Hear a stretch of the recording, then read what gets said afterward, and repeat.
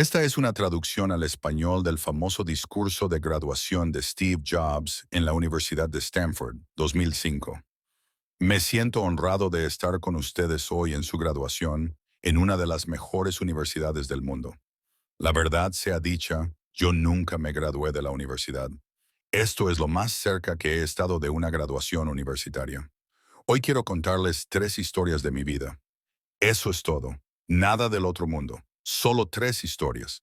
La primera historia trata de conectar los puntos. Me retiré de Reed College después de los primeros 6 meses, pero luego me quedé como oyente otros 18 meses antes de dejarlo por completo. ¿Por qué me salí? Comenzó antes de que yo naciera. Mi madre biológica era una joven estudiante de posgrado soltera y decidió darme en adopción. Ella sentía muy firmemente que yo debía ser adoptado por graduados universitarios, así que todo estaba preparado para que, al nacer, fuera adoptado por un abogado y su esposa. Excepto que, cuando nací, decidieron a último momento que en realidad querían una niña. Mis padres, que estaban en una lista de espera, recibieron una llamada en medio de la noche. Tenemos un niño no esperado. ¿Lo quieren? Ellos dijeron, por supuesto. Mi madre biológica se enteró después de que mi madre nunca se había graduado de la universidad y que mi padre ni siquiera había terminado la preparatoria.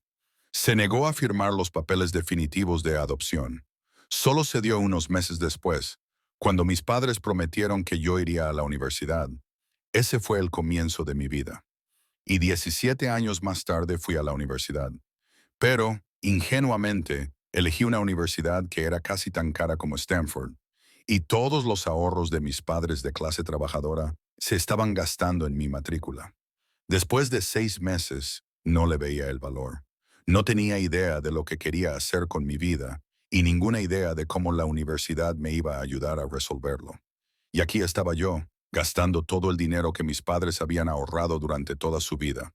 Así que decidí dejarlo y confiar en que todo saldría bien. Fue bastante aterrador en ese momento, pero mirando hacia atrás, fue una de las mejores decisiones que he tomado. En el momento en que dejé la universidad, pude dejar de asistir a las clases obligatorias que no me interesaban y empezar a entrar en las que parecían interesantes. No todo fue romántico.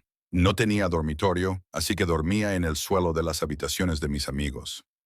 Devolvía las botellas de Coca-Cola por el depósito de 5 centavos para comprar comida y caminaba 7 millas a través de la ciudad cada domingo por la noche para tener una buena comida a la semana en el templo Hare Krishna.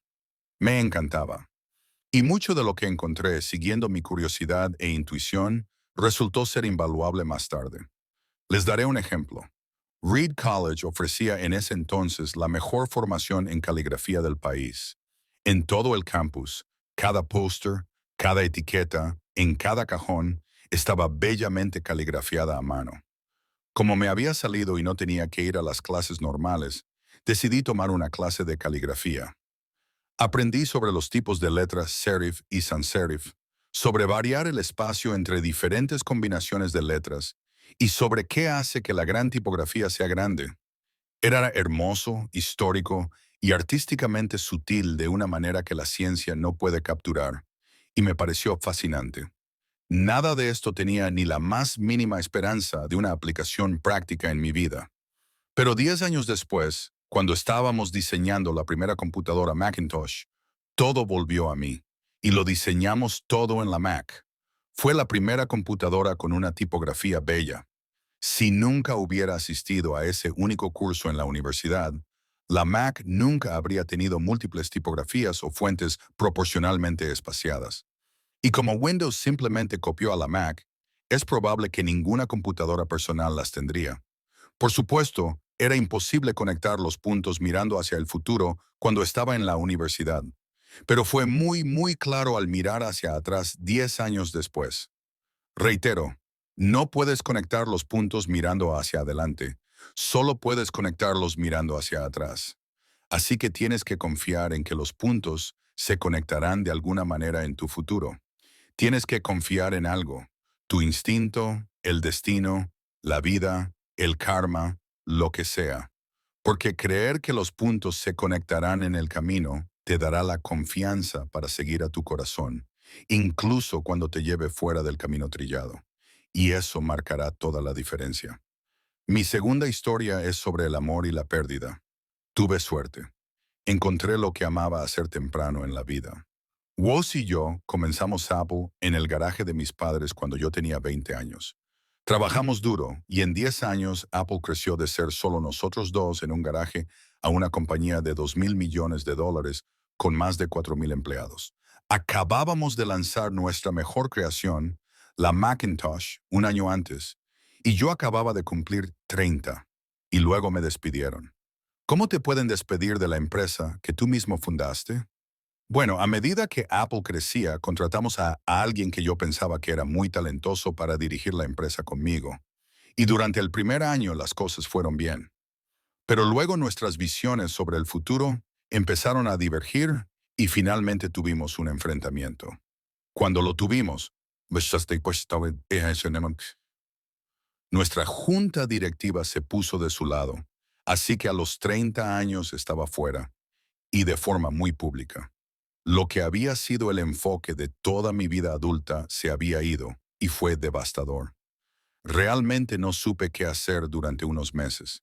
Sentía que había decepcionado a la generación anterior de emprendedores, que había soltado la estafeta cuando me la estaban pasando. Me reuní con David Packard y Bob Noyce e intenté disculparme por haberlo arruinado tanto. Fue un fracaso muy público, e incluso pensé en huir de Silicon Valley. Pero algo comenzó a aclararse en mí. Todavía amaba lo que hacía. El giro de los acontecimientos en Apple no había cambiado eso ni un poco. Había sido rechazado, pero seguía enamorado. Así que decidí empezar de nuevo. No lo vi entonces, pero resultó que ser despedido de Apple fue lo mejor que pudo haberme pasado. La pesadez de ser exitoso fue reemplazada por la ligereza de ser un principiante otra vez, menos seguro de todo. Me liberó para entrar en uno de los periodos más creativos de mi vida. Durante los siguientes 5 años, comencé una empresa llamada Next, otra llamada Pixar, y me enamoré de una mujer asombrosa que se convertiría en mi esposa. Pixar llegó a crear el primer largometraje animado por computadora en el mundo, Toy Story, y es ahora el estudio de animación más exitoso del mundo. En un giro notable de los acontecimientos, Apple compró Next, regresé a Apple, y la tecnología que desarrollamos en Next está en el corazón del actual renacimiento de Apple. Y Lorena y yo tenemos una maravillosa familia juntos. Estoy bastante seguro de que nada de esto habría pasado si no me hubieran despedido de Apple. Fue una medicina amarga, pero supongo que el paciente la necesitaba. A veces la vida te da con un ladrillo en la cabeza. No pierdan la fe. Estoy convencido de que lo único que me mantuvo en marcha fue que amaba lo que hacía. Tienen que encontrar lo que aman, y eso es tan cierto para su trabajo como lo es para sus seres queridos.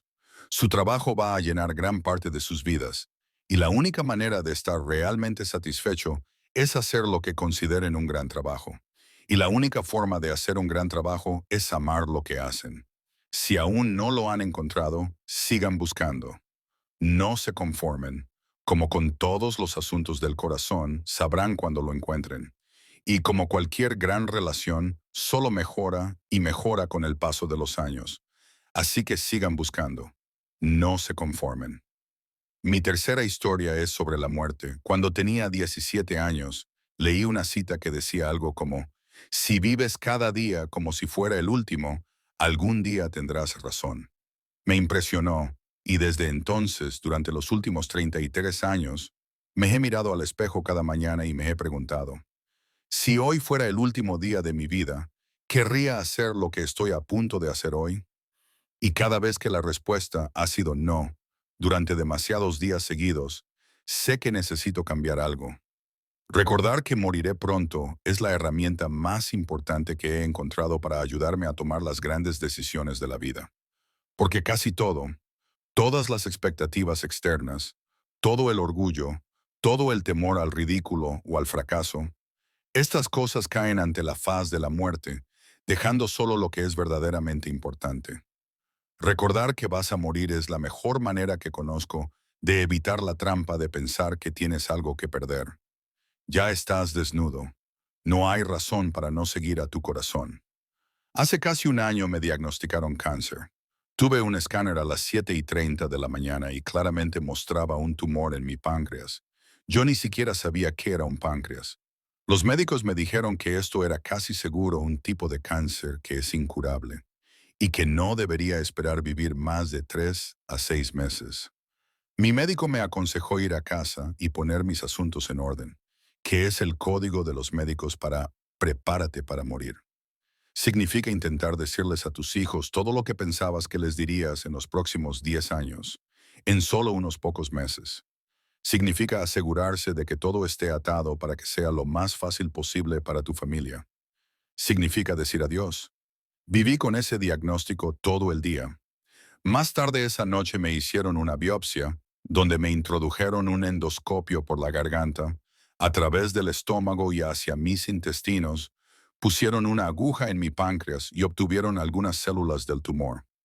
Yo estaba sedado, pero mi esposa, que estaba allí, me dijo que cuando vieron las células bajo el microscopio, los médicos empezaron a llorar porque resultó ser una forma muy rara de cáncer de páncreas que se puede curar con cirugía. Me operaron y, afortunadamente, ahora estoy bien.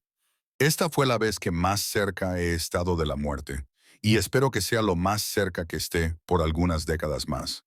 Habiendo pasado por eso, ahora puedo decirles esto con un poco más de certeza que cuando la muerte era un concepto útil pero puramente intelectual. Nadie quiere morir. Incluso la gente que quiere ir al cielo no quiere morir para llegar allí.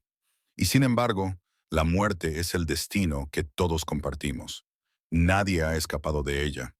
Y así es como debe ser, porque la muerte es muy probablemente el mejor invento de la vida.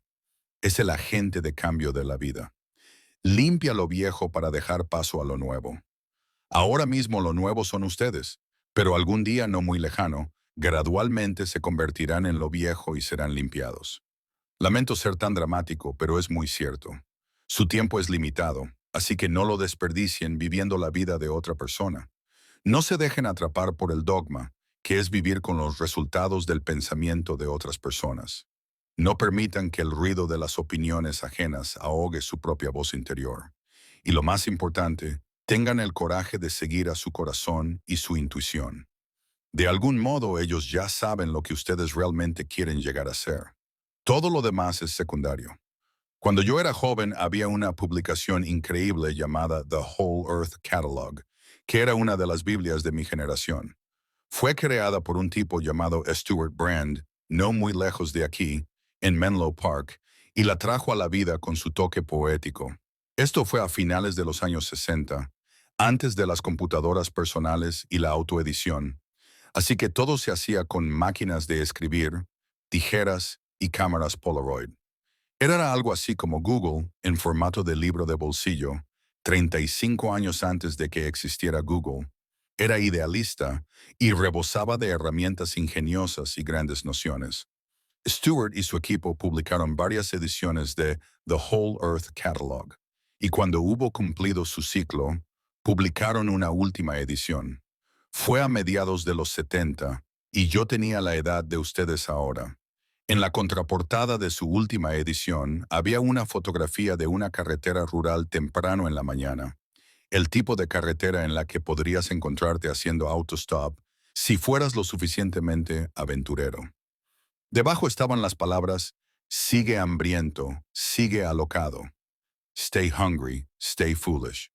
Fue su mensaje de despedida. Sigue hambriento, sigue alocado. Y siempre he deseado eso para mí.